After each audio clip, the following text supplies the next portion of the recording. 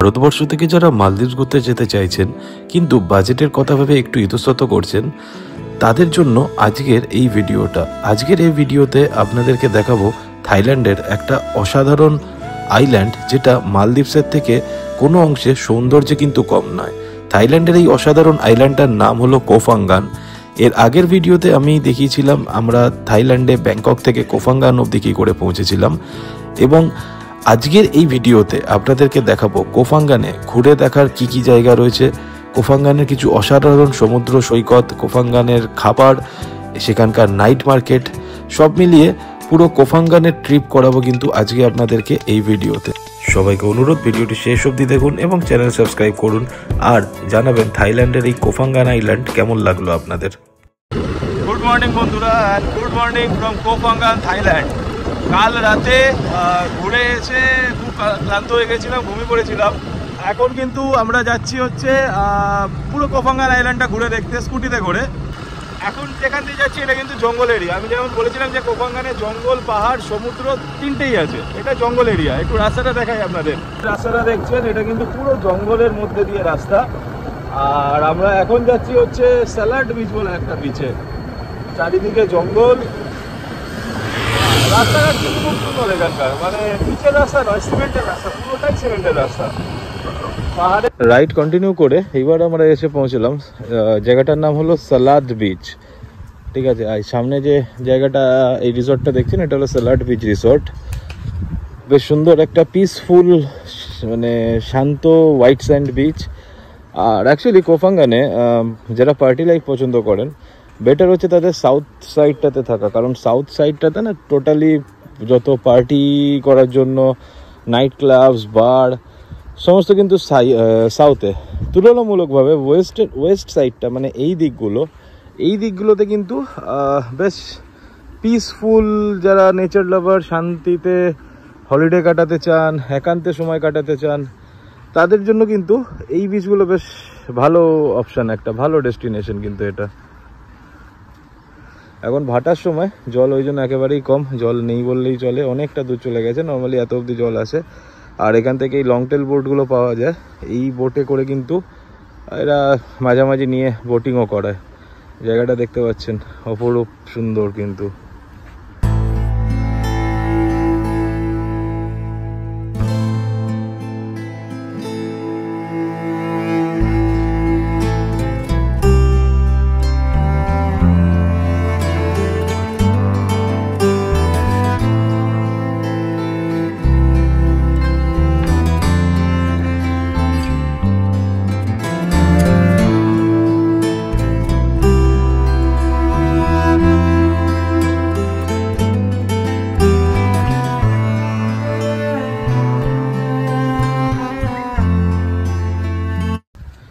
অসাধারণ এই বিচটা থেকে ঘুরে এইবারে কিন্তু আমরা এখন যাব মেহাদ বিচে।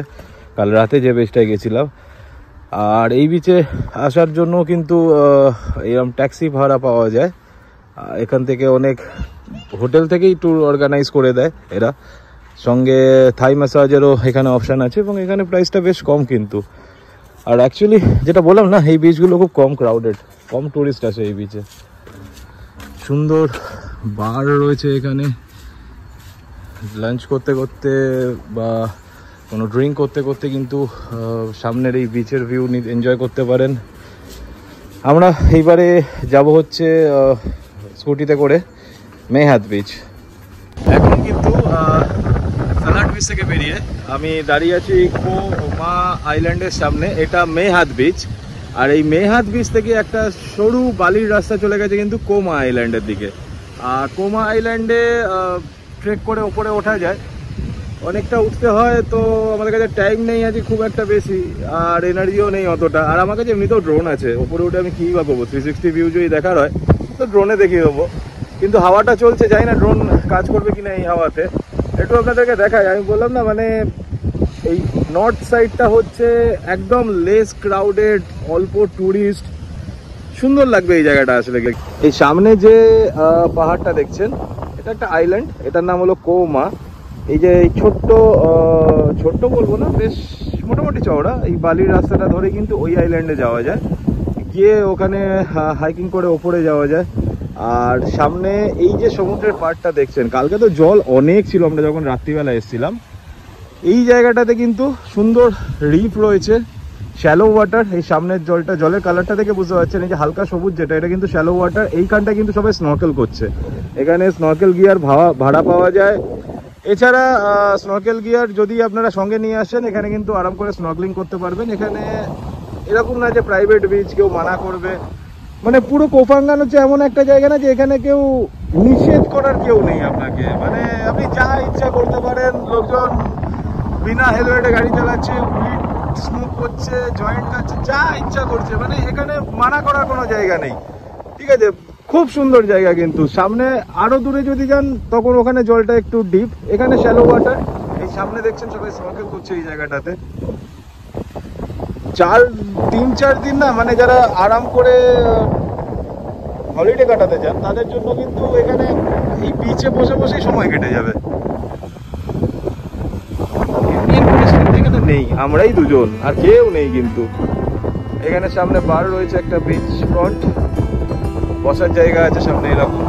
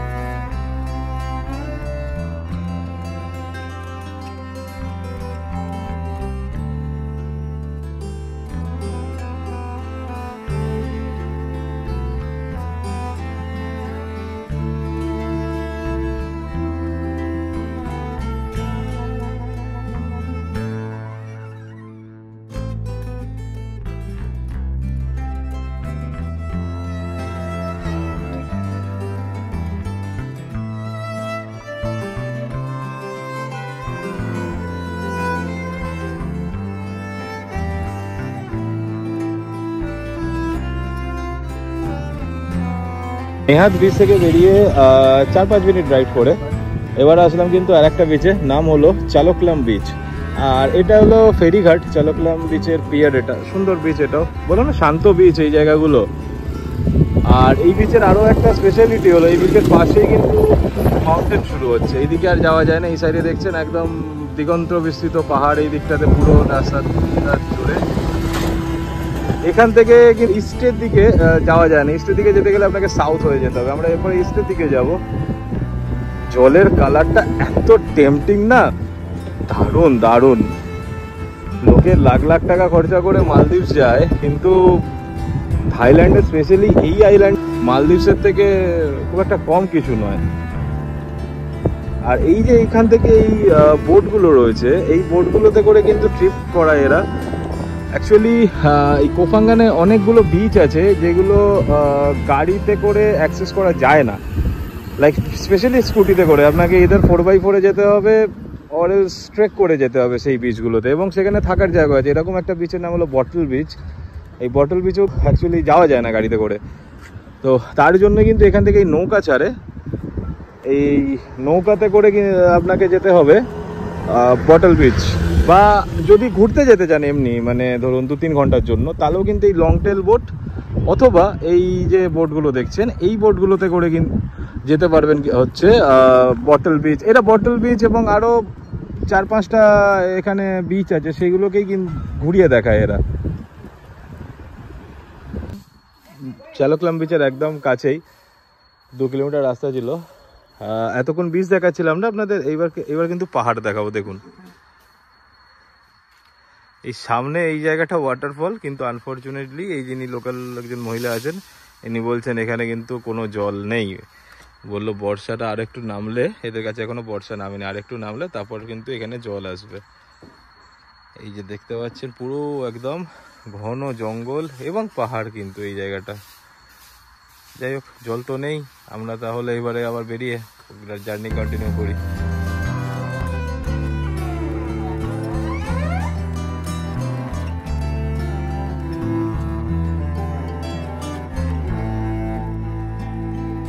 সুন্দর না ওয়েদারটা আজকে, একদম সুন্দর, আকাশ পরিষ্কার, তেমনভাবে কোনো বৃষ্টির কোনো দেখা নেই, হালকা গরম রয়েছে বা সুন্দর হাওয়া দিচ্ছে, জায়গাটা দারুণ লাগছে।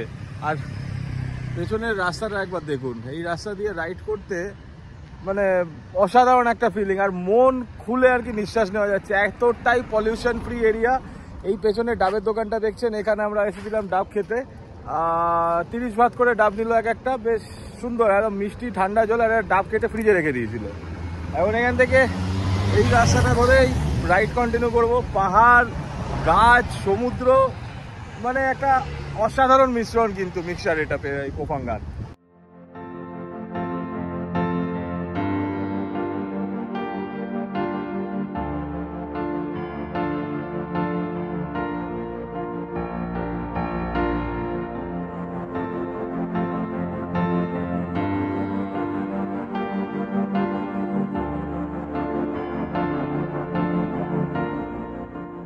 এইবার বেরিয়ে আমরা আসলাম খেতে থং নাই পান বিচে এসেছি, ঠিক আছে। থং নাই পান বিচটা ইস্ট সাইডের একদম লাস্ট বিচ, এবং বেশ আলাদা ফাঁকা ফাঁকা সুন্দর বিচটা, কিন্তু এখানে আমি থেকেও ছিলাম রাতে। বিচে পরে যাব, খিদে পেয়েছে, তাই জন্য রোড সাইড একটা রেস্টুরেন্টে খেতে আসলাম।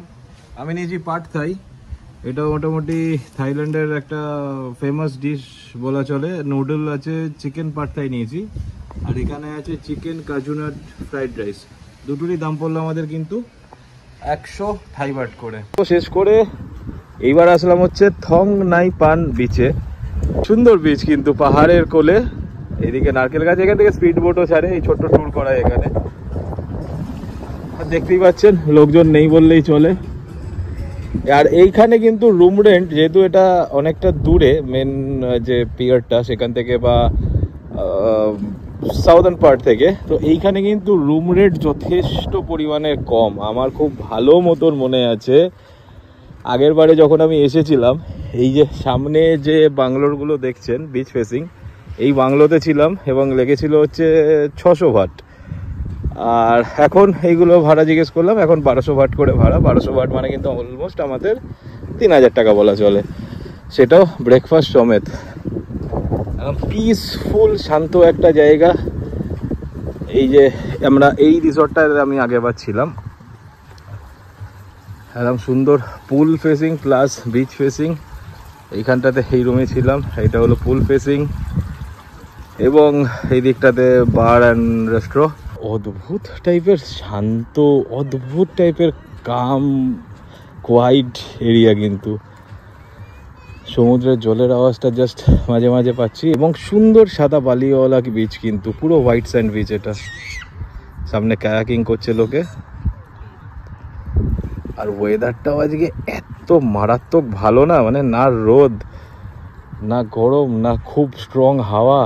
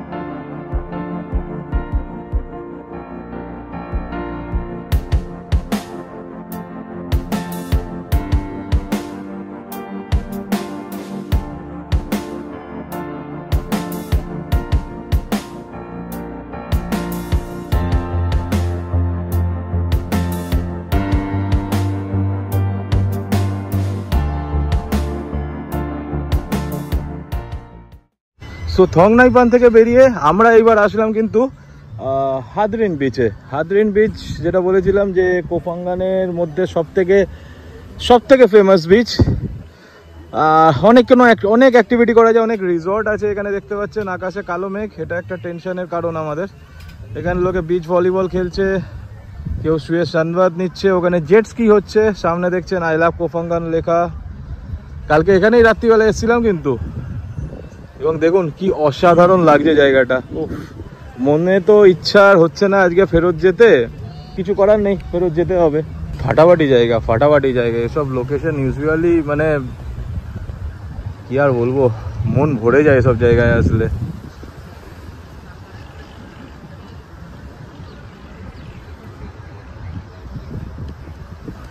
আকাশে কালো মেঘটাও কিন্তু ভয়ঙ্কর লাগছে। মাঝে মাঝে তবু দেখা পাই, চিরদিন কেন পাই না,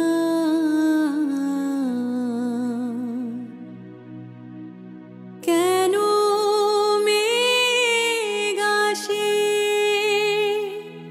হৃদয় আকাশে, কেন মেঘ আসে হৃদয় আকাশে,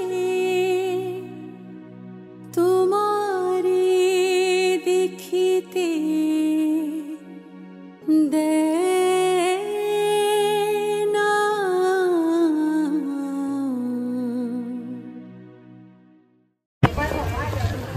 এইবার কিন্তু বেরিয়ে আসলাম হচ্ছে কোফাঙ্গানের একটা উইকেন্ড মার্কেট, মানে স্যাটারডে নাইট মার্কেট। এটা আমাদের ফেরি ছিল 5:30-এ, হঠাৎ করে রাস্তায় ভয়ঙ্কর বৃষ্টি পেলাম, সো 5:30-এর ফেরি তো পেলাম না, রাতে হয়তো থেকেই যেতে হতো এখানে, বাট লাকিলি আজকেই শুধুমাত্র একটা স্পেশাল ফেরি আছে সন্ধ্যাবেলা 6:30-এ। সো 6:30-এ যে ফেরিটা আছে সেই ফেরিটারই কিন্তু টিকিট কাটলাম, এখনও হাতে সময় আছে, তাই জন্য আপাতত ভাবলাম একটু হেঁটে নিই এই উইকেন্ড মার্কেটটা দিয়ে। এটা কিন্তু শুধুমাত্র শনিবারই হয় এই মার্কেটটা। কোফাঙ্গান সফর আমাদের শেষ হলো, এখন দাঁড়িয়ে রয়েছি থংসালা পিয়ারে। এখান থেকে ওই বোট ধরে যাব হচ্ছে সুরাতানি। 5:30টার বোট তো মিস করেছি, 6:30টার বোটে ও বললো যে ডনসাক পিয়ার, মানে সুরাতানি ডনসাক পিয়ার অব্দি চলে যাও, ওখান থেকে গ্র্যাব বা কিছু করে সিটি চলে যাও, আমরা তাই করবো। এইবারে বক্তব্য হচ্ছে যে সমুদ্র উত্তাল প্রচন্ড পরিমাণে, বৃষ্টি এক রাউন্ড হয়ে গেল, এইদিকে দেখতে পাচ্ছেন অসাধারণ কিছু দৃশ্য, বৃষ্টি এক রাউন্ড হয়ে গেছে, ঝড়ও হয়ে গেল, আকাশে কালো মেঘ ভর্তি। খুব অল্প সময়ের জন্য আমি সুরাতানিটা ঘুরলাম, বাট এই জায়গাতে কিন্তু মোটামুটি 3-4 দিন তো থাকাই যায়, মানে খুব মনের শান্তি আসবে এই জায়গাটা 3-4 দিন থাকলে। আর থাইল্যান্ড মানে যারা ব্যাংকক, পাটায়া, ফুকেট, ক্রাবি এইসব মানে থাইল্যান্ড ভাবেন, একদমই নয় কিন্তু। থাইল্যান্ড মানে কিন্তু এই অসাধারণ জায়গাটাও। কোফাঙ্গানের ব্লগ কেমন লাগলো জানাবেন। আজকে আমরা সেখান থেকে চলে যাব সুরাতানি, দেন ওখান থেকে যাবো পাটায়া।